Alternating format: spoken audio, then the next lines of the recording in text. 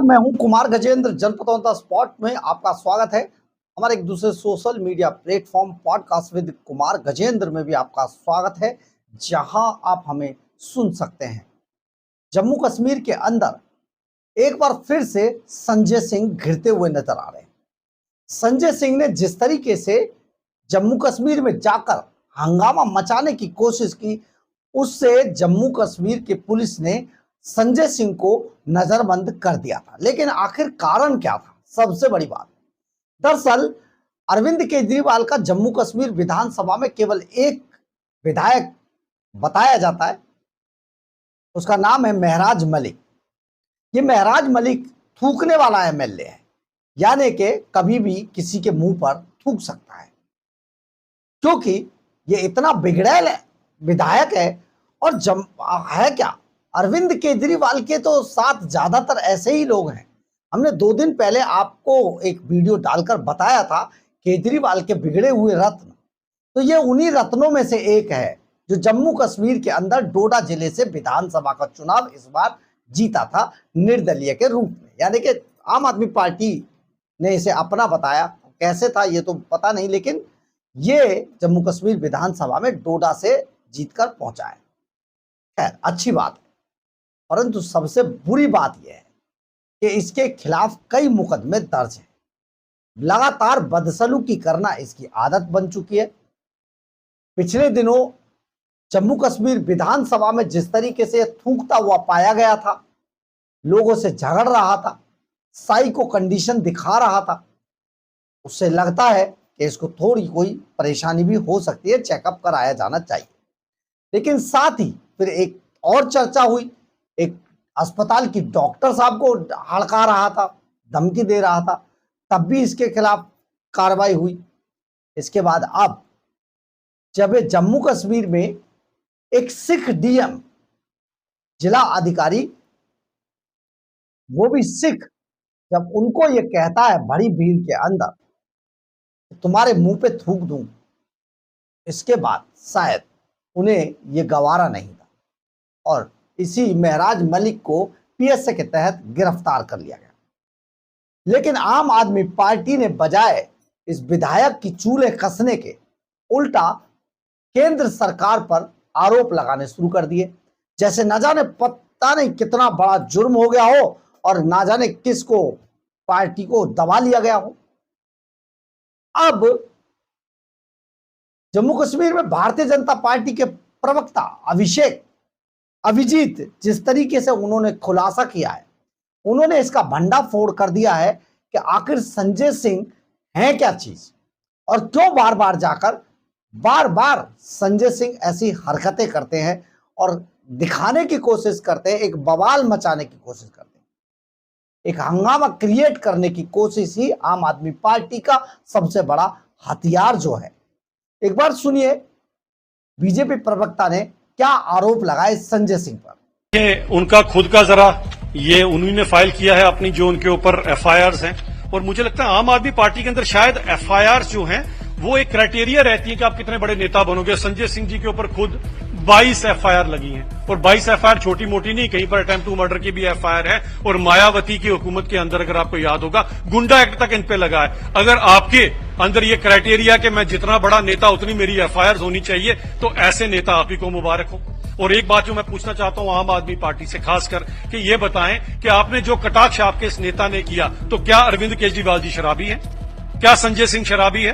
क्योंकि आपका यही नेता महराज मलिक कहता है सभी के सभी हिंदू शराबी हैं, टीका लगा के शराब पीते हैं, और यही नहीं दूसरे दिन अपने बयान बदल देता और कहता है मुसलमान भी चोरी से शराब पीते हैं। और फिर देखिए डीसी के ऊपर कटाक्ष करता है, तू सिंह है, अरे तू सिंह है, जा मैं तेरे मुंह पे थूकता हूं। इनको पता नहीं होगा कि सिंह की ताकत क्या होती है।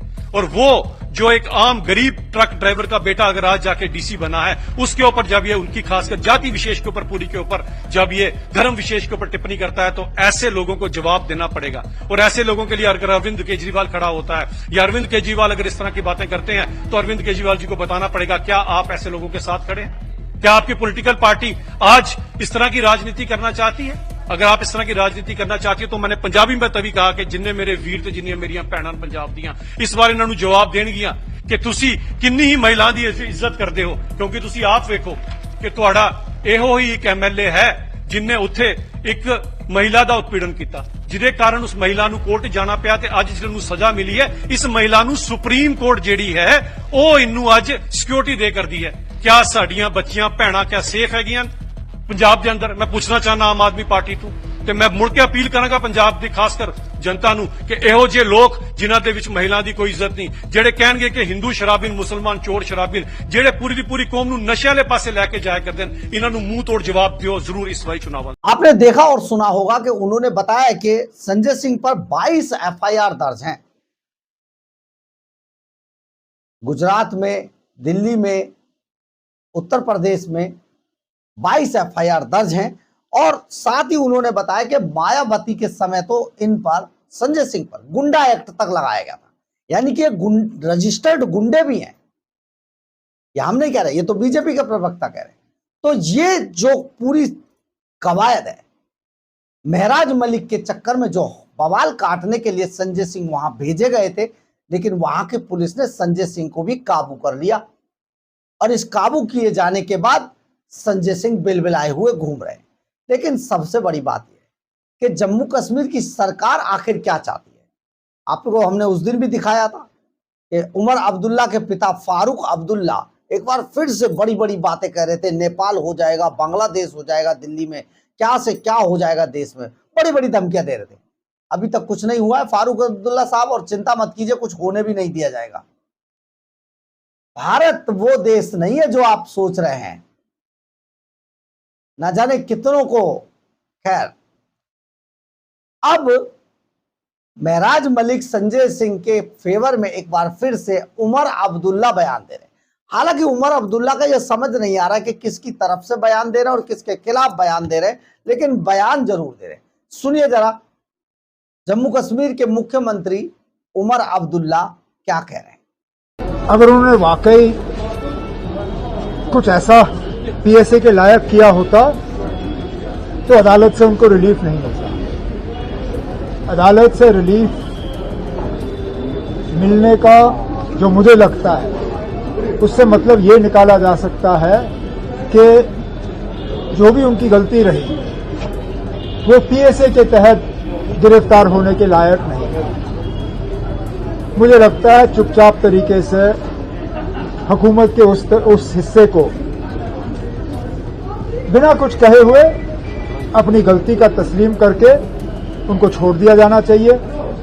बाकी जैसे अदालत ने कहा, पुलिस अपनी इंक्वायरी जो है वो जारी रखें, पुलिस अपनी इन्वेस्टिगेशन करते रहें। अगर इन्वेस्टिगेशन के बाद कुछ ऐसा पाया गया तो फिर वो कोर्ट को जो है कॉन्फिडेंस में लें। लेकिन फिलहाल जो कोर्ट के ऑब्जर्वेशंस रहे हैं, मुझे लगता है कि जल्द से जल्द उनके ऊपर जो ये पीएसए का केस ठोका गया है उसको विड्रॉ किया जाना चाहिए और उनको छोड़ दिया जाना। आपने सुना होगा, देखा होगा कि जम्मू कश्मीर के उमर अब्दुल्ला जो सीएम है वो किस तरीके से क्या कहना चाह रहे हैं, ये तो कुछ नहीं पता चल रहा, लेकिन कुछ कह तो रहे हैं। हालांकि उनके पिता फारूक अब्दुल्ला उस दिन जो भी कुछ बोल रहे थे वो बहुत स्पष्ट था, साफ बता रहे थे कि अगर ऐसे महराज मलिक जैसे लोगों को पकड़ लोगे, महराज मलिक जैसे लोगों को अगर पकड़ लोगे तो नेपाल हो जाएगा भारत में। धारा 370 को जड़ से उखाड़ कर फेंक दिया फारूक अब्दुल्ला साहब। बाल भी बांका ना हुआ, एक गोली भी चलवा के दिखा देते, मान जाते। कहां गए वो पत्थरबाज। खैर, फारूक अब्दुल्ला का बोलना, क्योंकि वो शायद उनका उम्र का पड़ाव है तो शायद ऐसी चीजें आ ही जाती हैं, और फिर झुंझलाहट है कि जो वो चाह रहे हैं वो कर नहीं पा रहे हैं। झुंझलाहट ये भी है कि पहले भारतीय तिरंगे के साथ एक जम्मू कश्मीर का झंडा लगता था, वो गायब कर दिया है। प्रधानमंत्री नरेंद्र मोदी और अमित शाह ने वो जम्मू कश्मीर वाला झंडा जो है दफन कर दिया भाई। बस ये झुंझलाहट है, अपनी दुकानें इनकी बंद हो गई हैं, तो ये झुंझलाहट ही रह जाएगी। लेकिन सबसे बड़ी बात यह है कि आम आदमी पार्टी के बारे में और उनके नेताओं के बारे में देश के लोगों को समझना होगा कि वो आखिर अपनी नई जनरेशन को किस तरफ ले जाना चाहते हैं। भारत की दशा और दिशा क्या होगी, क्या ऐसे नेताओं का कोई स्थान देश के अंदर होगा भी या नहीं होगा, आने वाला समय तय करेगा, लेकिन सबसे ज्यादा तय करेगी देश की जनता। बहरहाल, अगर आपको हमारी ये खबर अच्छी लगे तो आप इसे लाइक, सब्सक्राइब और शेयर जरूर करें। कमेंट्स बॉक्स में अपनी राय जरूर लिखें, इससे हमें बहुत बहुत बहुत ऊर्जा मिलती है। जय हिंद, जय भारत।